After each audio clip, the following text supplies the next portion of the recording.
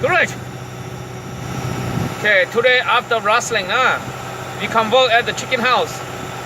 Just the boy and I. And you can see the cows over here. We are working hard. Today is Sunday the 10th.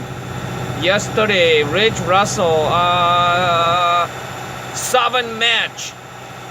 After 7 match, we gotta come here and work at our chicken house. Our chicken's gonna get out pretty soon, so he's gonna help his dad here. We'll go practice today at Jay, Oklahoma around 2 o'clock. So you can see our cow and then the chicken house right here. We are working every day. Every day it's working. Now open your mouth. Open your mouth. Open your mouth so you can tell them who you are. Open this. Turn around. Well, goodbye everybody.